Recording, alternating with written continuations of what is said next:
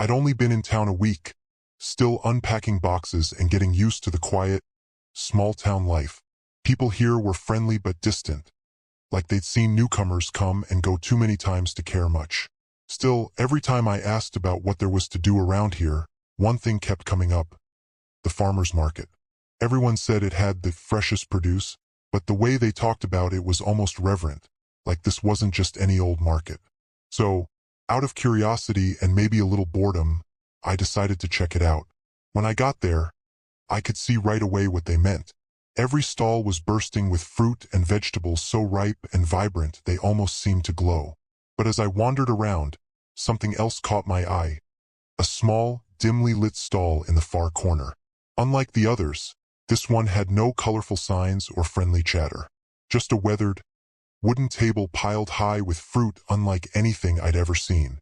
They were strange, almost otherworldly, with deep, rich colors that seemed too intense to be natural. The reds were blood-like, the greens nearly neon, and some fruits shimmered with a faint iridescence that made my skin prickle. Behind the table stood a woman, old and hunched, with a thin, almost skeletal frame. Her eyes were dark and sharp, watching me with an unsettling intensity.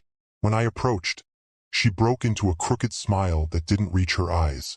"These are special," she said in a low, gravelly voice, running her fingers over the fruit like she was petting a beloved pet. "Not like the others you'll find here. What makes them special?" I asked, half joking, but there was something in her gaze that made me uncomfortable. "Oh, you'll see," she said, her smile widening a little too much. "But only if you eat them at night." I couldn't tell if she was serious or playing some strange joke on me, but something about the way she said it felt like a challenge. I bought a small basket of the fruits, thinking it'd just be an interesting story to tell.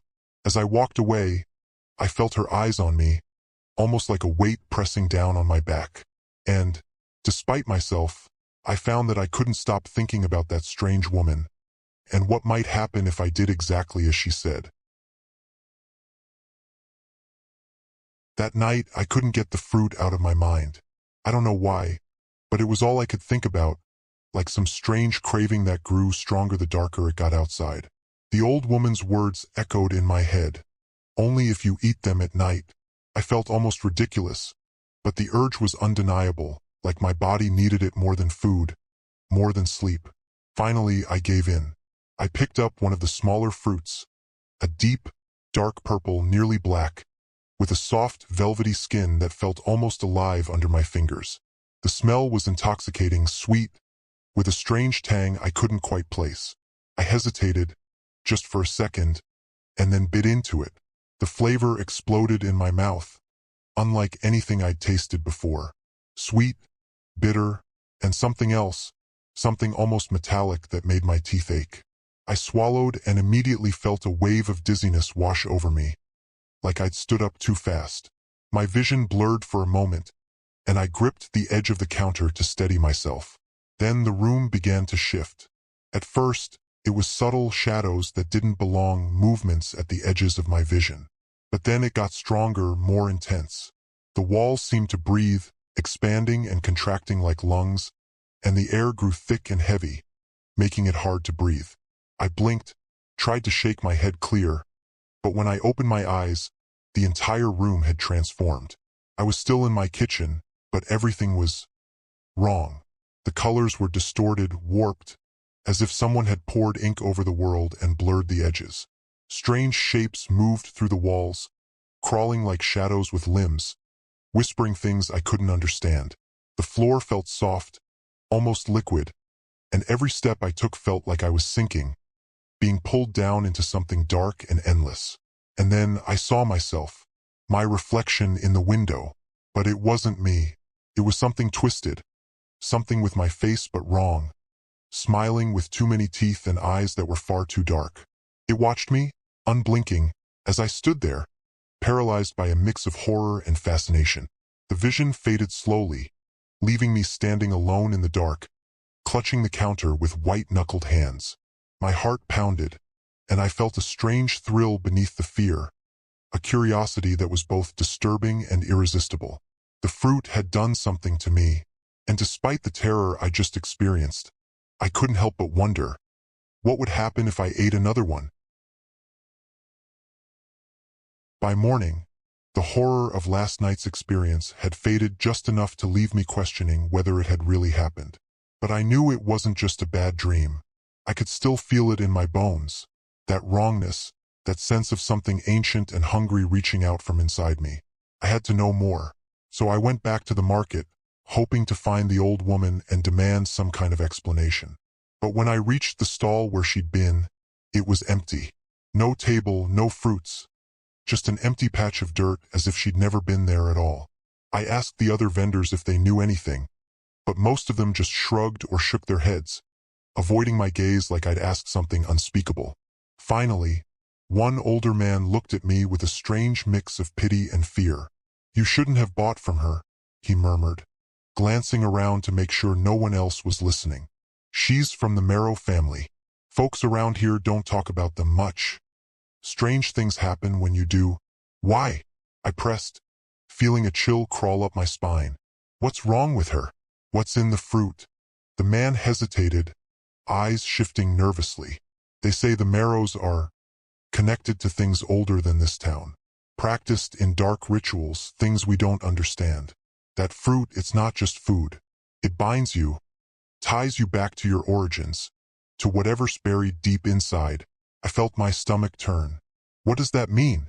But he just shook his head, backing away like he wanted nothing more to do with me. "That's all I know. I'm telling you, forget it. Walk away while you still can." I tried to press him, to get him to explain, but he hurried off, leaving me alone in the crowd, clutching the empty basket I'd brought in the hopes of finding more answers. The more I thought about his words, the colder I felt. Bind people to their origins? Whatever that meant, it wasn't anything good. I walked back home with a weight pressing down on me, heavier than before. And as the sun began to set, I realized with a strange, creeping horror that the craving for the fruit was back, stronger than ever. The thought of sinking my teeth into that strange flesh, tasting that sweetness again, gnawed at me. I tried to ignore it, but it clawed at the back of my mind, refusing to let go. Whatever those fruits had done, they'd left something inside me, and I was beginning to understand that it wasn't going to be easy to get rid of. I tried to resist, I really did, but the craving for the fruit became impossible to ignore. It felt like a gnawing inside me, a hunger that no amount of regular food could satisfy. Every time I closed my eyes, I could almost taste it again. That strange, intoxicating sweetness with its sharp, metallic edge. So I gave in, telling myself it would be just one more bite, just one last time. But it wasn't just one more. Over the next few days, I kept eating the fruit, and each time I did, the world around me changed just a little bit more. Shadows that shouldn't be there started following me, shifting at the edges of my vision, creeping closer whenever I wasn't looking.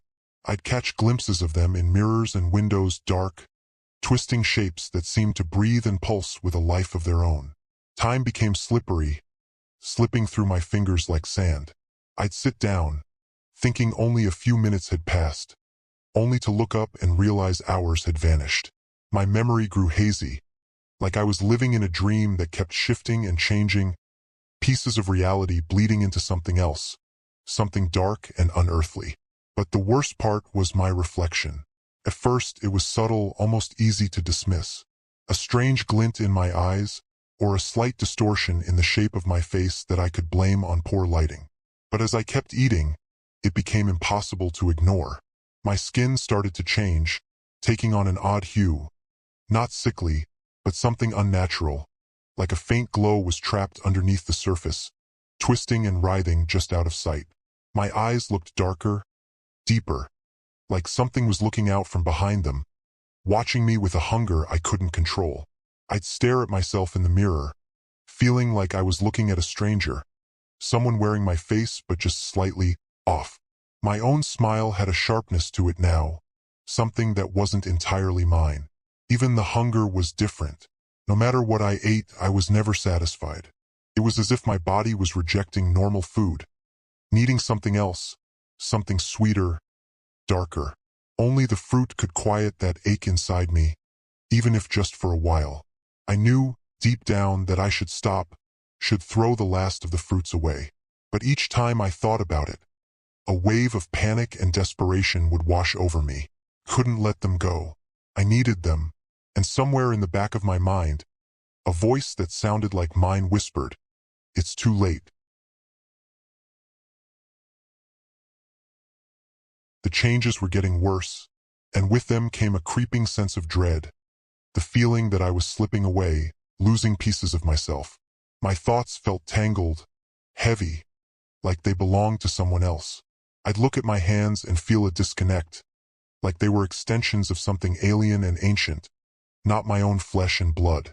It was as though the fruit had planted something inside me, something that was growing, spreading through my veins, taking me over piece by piece. I knew I needed help, someone who could tell me what was happening, how to make it stop. So I returned to the market, hoping desperately to find that vendor and demand answers. But, of course, her stall was gone. The space she'd occupied left as empty and unmarked as if she'd never been there. I felt my stomach drop, panic rising like bile. I started asking around again, pleading with anyone who might know where she was, who she was. The few who would even talk to me just gave me the same look, a mix of pity and fear, like they were looking at someone already lost. Finally, a frail old woman who seemed to know the town's darker secrets pulled me aside. She whispered in a trembling voice that people like the vendor didn't sell food. They dealt in things that bound souls. They created traps, meant to lure in those foolish enough to indulge. "The fruit takes you back to the beginning," she murmured, "back to a darkness older than you can imagine." The words struck me like a hammer. I could barely breathe.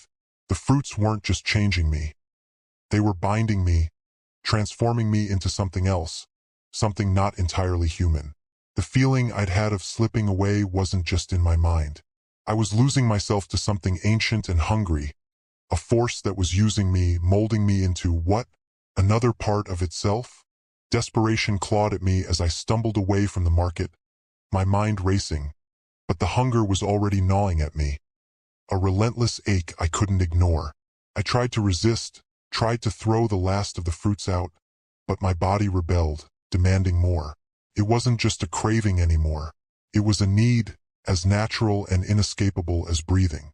In my final moments of clarity, I saw the truth, that each bite, each taste, was pulling me deeper, weaving me into something dark, trapping me in a web I'd never escape. The fruits were more than food. They were vessels, doorways to a malevolent will. I was becoming just another piece in that twisted collection, a life absorbed into whatever ancient darkness the vendor served. And then, one day, I looked in the mirror and saw nothing of myself left, just a hollow, twisted reflection, a shadow of a person who used to be. I am still here, somewhere, trapped in this inescapable nightmare. But the person I was, the memories, the face, the soul, has become part of the fruit, a delicious offering to something that will never let me go.